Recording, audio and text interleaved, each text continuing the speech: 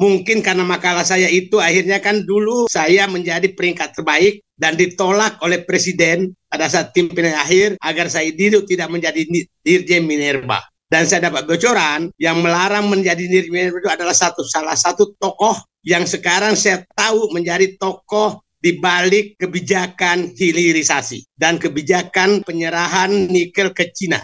Ternyata kalau Allah memberikan sesuatu jangan terlalu cepat kecewa, dan saya alami hari ini bahwa terbayang oleh saya seandainya pemerintah mengizinkan saya menjadi Dirjen Minerba saat itu, maka kemungkinan saya akan menghadapi persoalan yang seperti ini sekarang, dan saya akan mendapat dosa jariah karena saya mengorbankan bangsaku demi jabatanku. Nah, dulu pada zaman Pak Harto semua proyek yang besar itu harus dievaluasi oleh BPPT berapa nilai proyek ini sebenarnya supaya kita tahu investasinya. Kalau kita tidak tahu investasinya, maka dia tidak pernah membuat untung. Investinya digelembungkan, dia tidak pernah bikin untung, 30 tahun kemudian izinnya habis, tidak pernah bayar pajak 1 sen. Ini menurut saya sudah ada permainan yang sangat kasar terhadap program hilirisasi ini.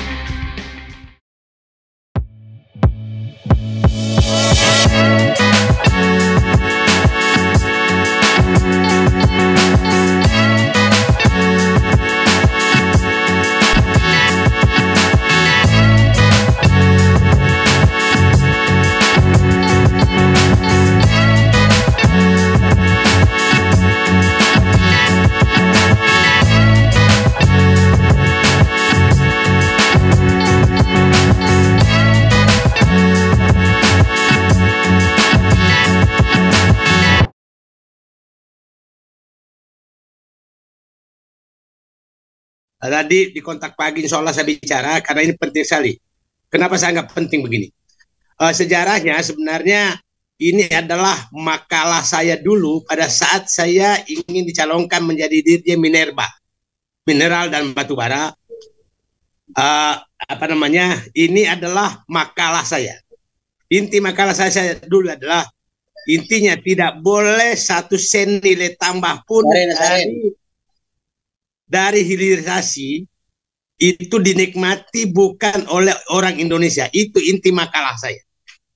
Jadi tidak boleh semua nilai tambah dari proses hilirisasi tambang itu harus dinikmati oleh Indonesia. Nah, mungkin karena makalah saya itu akhirnya kan dulu saya menjadi peringkat terbaik dan ditolak oleh presiden pada saat tim penilaian akhir agar saya duduk tidak menjadi Dirjen Minerba. Dan saya dapat bocoran yang melarang menjadi Dirjen Minerba itu adalah salah satu tokoh yang sekarang saya tahu menjadi tokoh di balik kebijakan hilirisasi dan kebijakan penyerahan nikel ke Cina. Itu yang pertama. Yang kedua, di saat saya ditunjuk oleh Sudirman Said menjadi ketua tim smelter, maka saya bikinlah konsepsi bahwa pembangunan smelter, proses hilirisasi itu harus dilaksanakan dengan berbasis nilai tambah, bukan berbasis pada berapa banyak tambang yang diolah di Indonesia. Kalau tambang diolah Indonesia tapi diolah oleh orang lain atau dinikmati oleh China atau negara lain, maka itu bukan hilirisasi namanya, tapi adalah proses kanibalisasi penyerahan aset sumber daya alam kepada asing. Dan kelihatannya semua dua hal tersebut ide tentang bahwa hilirisasi terhadap tambang dari makalah saya sebagai calon diri Minerba, bahwa setiap rupiah yang dihasilkan dari nilai tambah itu harus dinikmati oleh Indonesia dan rakyat Indonesia, dan semua proses hilirisasi itu harus dinikmati oleh perusahaan Indonesia. Faktanya 100% berbalik, tidak seperti itu.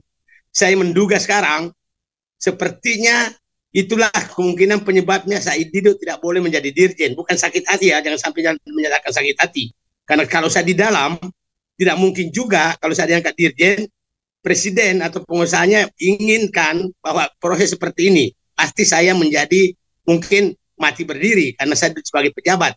Jadi Allah menolong saya bahwa saya tidak dijadikan pejabat yang harus melaksanakan kebijakan yang salah. Dan saya menariknya, hal itu terjadi, penolakan saya di diri Minerba dan penolakan terhadap proposal saya bahwa hilirisasi harus dimiliki oleh bangsa Indonesia, itu juga terjadi pada saat saya sedang umroh. Di tempat ini juga kejadiannya, jadi saya dapat informasi. Jadi sepertinya Allah memang sedang menolong, dan sekarang terbuka apa yang saya inginkan terjadi sekarang. Nah, apa sebenarnya program hilirisasi yang kita harusnya? Jadi begini, yang dinilai itu adalah nilai tambahnya. Kalau nilai tambahnya 10, maka 10-10-nya setelah keluar margin, ongkos dia lain-lainnya, itu masuk ke Indonesia, bukan dinikmati oleh orang asing. Faktanya sekarang, data dari Pak Faisal Basri menunjukkan lebih 90% smelter itu dikuasai oleh Cina. Kemudian ekspor nikel ilegal itu lebih 5 juta ton lebih selama larangan 2020. Nah, kemudian kita tahu berapa harga bahan baku nikel yang dibelikan oleh smelter Cina. Datanya itu bahwa itu hampir, data yang perlu dicek lagi, itu kira-kira hanya 50% dari harga dunia. Artinya kita rugi berapa kali dari kebijakan ini. Satu, tadi selundupan 5 juta ton yang tidak membayar bea cukai, tidak membayar royalti, tidak membayar macam pajak. Yang kedua, kerugian kedua adalah kita tidak mendapatkan royalti sesuai dengan harga internasional, karena smelter Cina yaitu membeli harga ore dengan harga yang sangat murah, dan kerugian ketiga adalah bahwa mereka bebas pajak berapa puluh tahun perusahaan Cina ini yang beroperasi Indonesia, sehingga tidak membayar pajak. Kerugian keempat bahwa mereka mendatangkan tenaga kerja asing Cina, tidak menampung tenaga kerja kita, ditampung pun gajinya sangat rendah. Yang kelima adalah kita keuntungan yang dihasilkan oleh Cina itu berputar di Cina, karena semua hasilnya ditransfer ke Cina untuk membayar utang-utang mereka, dan kita tidak tahu berapa sebenarnya investasi smelter Cina tersebut. Sehingga kita tidak tahu kapan pemerintah Indonesia bisa mendapat pajak dari pajak keuntungan perusahaan, karena tidak ada audit sama sekali berapa biaya investasi proyek tersebut. Nah, itu kerugian yang terjadi, dan saya menyatakan dari sana suci, ya Allah, Engkau telah menyelamatkan saya dari pilihan yang sangat sulit terhadap kebijakan yang diambil untuk memberikan bangsa dan negara. Ternyata kalau Allah memberikan sesuatu, jangan terlalu cepat kecewa, dan saya alami hari ini bahwa terbayang oleh saya, seandainya pemerintah mengizinkan saya menjadi dirjen Minerba saat itu, maka kemungkinan saya akan menghadapi persoalan yang seperti ini sekarang, dan saya akan mendapat dosa jariah karena saya mengorbankan bangsaku demi jabatanku. Saat itu, pada saat saya ditelepon dari Indonesia bahwa Anda ditolak di tim pemilihan akhir, dan Pak Yusuf Kalla membocorkan kenapa saya ditolak, maka saya hanya mengatakan beliau itu adalah yang terbaik dari Allah karena saya terima di tanah suci, dan hari ini saya mengungkapkan ke publik bahwa ya Allah, terima kasih padamu yang telah melindungi saya. Itu pengantar dulu. Ya, Dr. Muhammad Said Dude, Bang.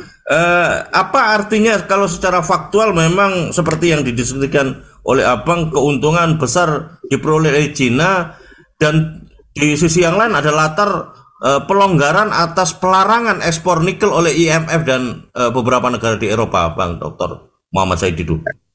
Saya pikir itu perjuangan yang berbeda. Perjuangan berbeda. Saya tidak menyalahkan bahwa pelarangan itu perlu dilakukan, dan harus ingat undang-undang pelarangan ekspor bahan baku minerba itu pada saat dibuat pada saat SBY, bukan pada saat Jokowi. Jadi bukan Jokowi yang bikin itu. Nah, di pelaksanaannya memang kita harus melihat yaitu bahwa yang sebenarnya kemungkinan besar diprotes IMF dan negara Eropa adalah kenapa tidak berlaku adil terhadap negara lain. Itu mungkin dipersoalkan. Mungkin kalau proposal saya digunakan bahwa memang setiap rupiah yang dihasilkan dari nilai tambah hilirisasi tambang itu harus dinikmati oleh Indonesia, mungkin mereka terima. Yang tidak mereka terima adalah kenapa Cina diberikan karpet merah dalam bungkus hilirisasi. Karpet merah itu tidak dibebaskan pajak, diizinkan memasukkan tenaga kerja asing, diizinkan membeli bahan mentah dengan nilai yang murah, bahkan dibiarkan tanda kutip menyelundupkan biji nikel ke Cina. Itu saya pikir yang diprotes pasti ketidakadilan. Kenapa ada negara yang diberikan karpet merah untuk menguasai nikel Indonesia?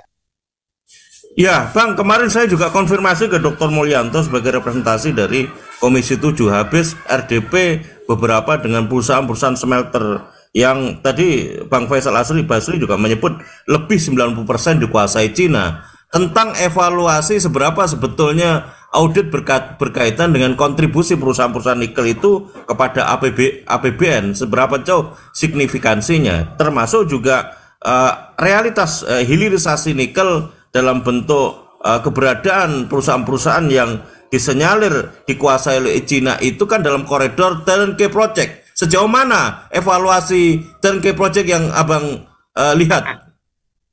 Nah, saya perlu ingatkan, turnkey project itu itulah namanya racun berbisa. Karena begini, tidak boleh ada turnkey project di Indonesia terhadap investasi. Kenapa? Itu harus kita tahu berapa investasinya, karena terkait dengan penerimaan pajak.